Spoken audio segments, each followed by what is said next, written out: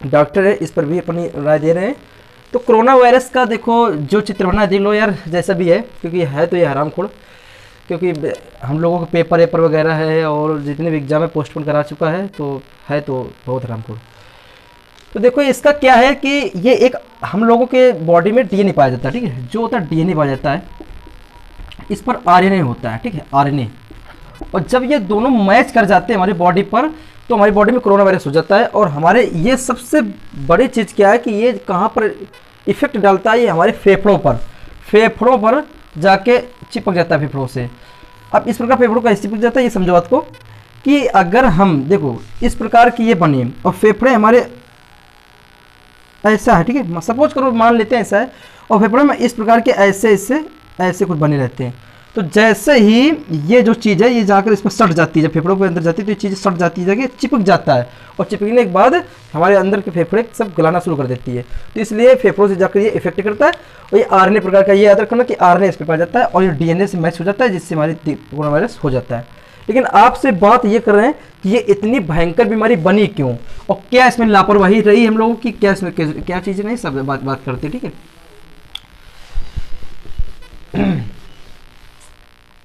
सबसे बड़ा महत्वपूर्ण, सबसे बड़ी बात यह है कि जो हमारा लहर दूसरी आई, स्टेज 2 जो आया है, अदर देशों से अपने देश में ज़्यादा ही हो रहा है।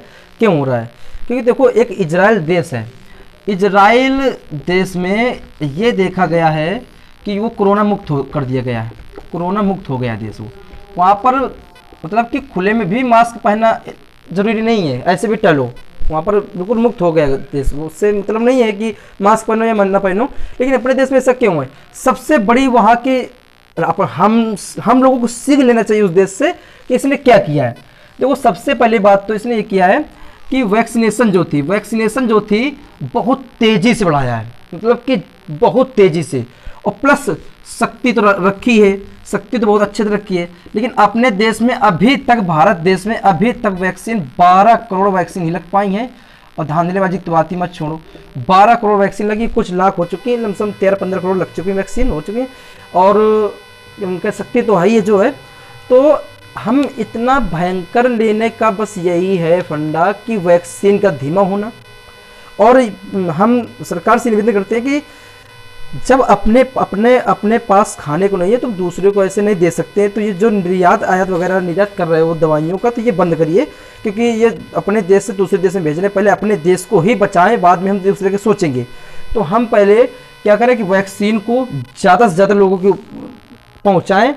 कुछ अफवाहें फैल रही हैं कि वैक्सीन कौन सी सटीक है, क्या बात है, अभी बात करेंगे, लेकिन कुछ अफवाहें फैल रही है कि वैक्सीन लगवाने से मतलब लोग मर रहे हैं या क्या हो रहा है, सब कुछ बातें, बहुत सी अफवाहें गांव घर में चल रही हैं कि इसे लगवाने से मर जाते हैं, बुखार आ रहा, फीवर आता है। बिल्कुल फैक्ट बात है। ये कैसे बने ये देखो। तो अपने यहाँ जो वैक्सीन बनी, एक कोविड शील्ड बनी है और एक बनी कोवैक्सीन बनी है। तो 2 वैक्सीन बने भारत में, बायोटेक कंपनी द्वारा बनाया गया है। तो अपने यहाँ भारत में 2 बनी। तो इनको कैसे बनाया गया है कि देखो जो कोरोना का रूप है, कोरोना जो है उसी को इतने टेम्परेचर दे के, इतना टेम्परेचर हाई करके वो बिल्कुल मरा हुआ, वो मतलब कि उसे झंड बनाकर मरा हुआ, इस प्रकार के इसी से निकाल कर मरा हुआ प्रकार का कोरोना के वैक्सीन आपको लगाया जा रहा है। मतलब बहुत दुर्लभ है।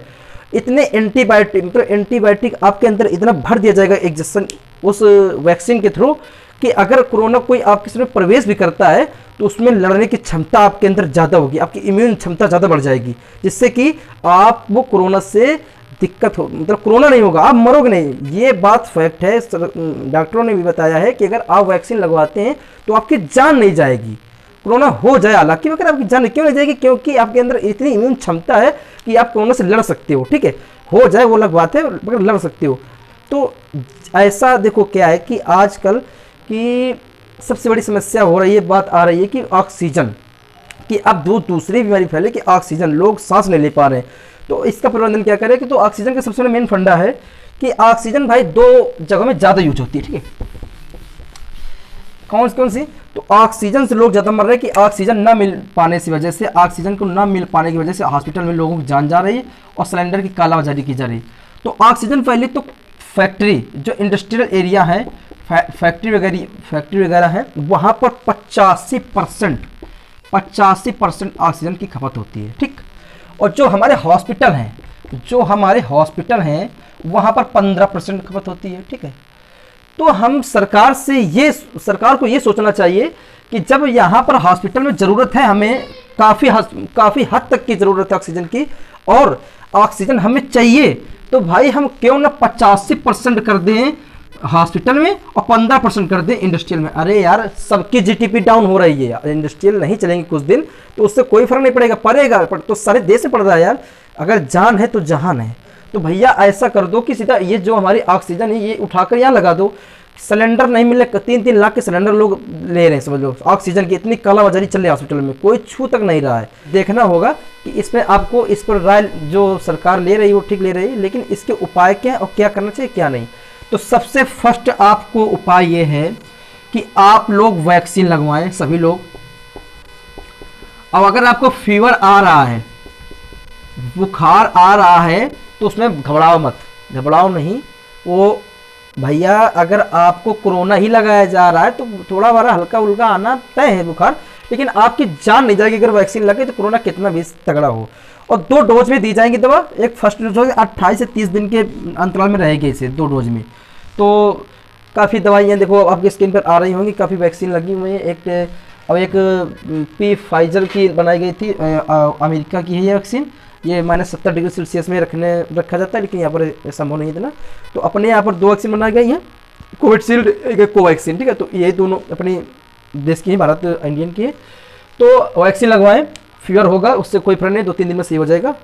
ऐसा कोई वो नहीं है कि साइड इफेक्ट मिलता है, इसके कोई साइड इफेक्ट नहीं है। इसके बाद मास्क जरूर पहने, और आपका सबसे बड़ा जो हथियार है वो तो है आपका सैनिटाइजर। सैनिटाइजर तो क्या करता है, सैनिटाइजर क्या करता है, ये वैक्सीन से भी ज़्यादा ताकतवर है। ये कोरोना ऐसा है, इसके ऊपर उगे हैं पतने साले, क्या उगे हैं ये, ऐसे कुछ हैं। तो जब ये सैनिटाइजर के संपर्क में आता है तो ये फट जाता है बीच से, इसका टकला जो हट जाता है, ये हट जाता है और फट जाता है, और इसकी जितने भी अंदर माल भरा है सब बाहर आ जाता है। तो सैनिटाइजर बड़ा खतरनाक है यार, इससे ज़रूर यूज करें। सैनिटाइजर बहुत ही महत्वपूर्ण है, इसे यूज करोगे तो ये आपको कुछ नहीं बिगाड़ सकता है। इसकी इतनी हिम्मत ही नहीं है कि आपके पास आए। बस हाँ, ये हो सकता है कि आएगा तो ये अपना टकला फरवा लेगा, ये समझ लो।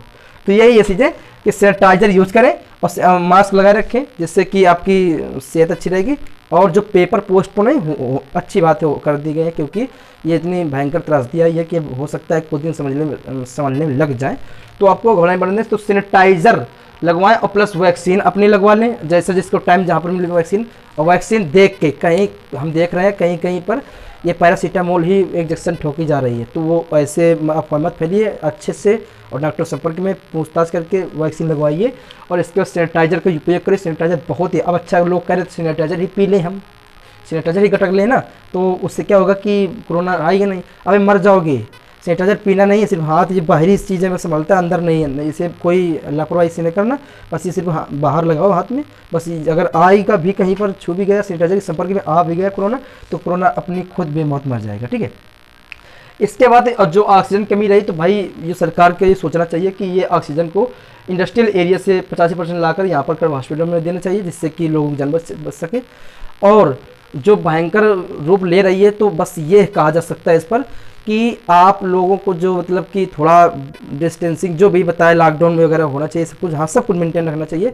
बस मेन बात कि अगर वैक्सीन तेज़ी से कर दिया जाए, वैक्सीनेशन तेज़ी से बढ़ा दिया जाए, अगर सरकार बढ़ा दे, तो हो सकता है कि देश बहुत जल्दी संभल सके। मगर इतना पता नहीं क्यों लापरवाही हो रही है। जब पीएम फंड केयर पर जब पैसा जमा हुआ था अगली बार, तो वो पैसा यूज़ करो ना यार उस पर, लेकिन ऐसा पता नहीं क्या हो रहा है। जो होगा, जो जल्दी ही कार्रवाई देखो हो रही है, और सारी राज्य की सरकारें अपने अपने नियम उठा रहे हैं। और पीएम मोदी कल लाइव भी आए थे और काफ़ी देर बाद भी किया था। तो देखो क्या होता है कि आगे आपके अच्छे से भविष्य की कामना करते हैं। और सभी लोग घर पे रहो, स्वस्थ रहो, सेहत पर, बस थोड़ा मास्क सैनिटाइजर का यूज करें और वैक्सीन जरूर लगवाएं। वैक्सीन किसी भी अफवाहों पर मत ध्यान दें, वैक्सीन बिल्कुल अच्छी है, मस्त है, सटीक है, और सारी वैक्सीन अच्छी है यार। बस क्या है कि अपने देश में जो वैक्सीन बनी अपने देश के हम लगवाएंगे ना, तो वो लगवाओ। और वही लगे पाएगी आपको। तो 2 डोज पे लगेगी, फर्स्ट डोज पे लगेगा, फिर 28 से 30 दिन के बाद दूसरा डोज लगेगा, दोनों लगवा लेंगे तो उससे आपकी जान नहीं जाएगी, आपको कोरोना हो जाए जितना भी हो जाए। ठीक है, चलते हैं। जय हिंद, जय भारत।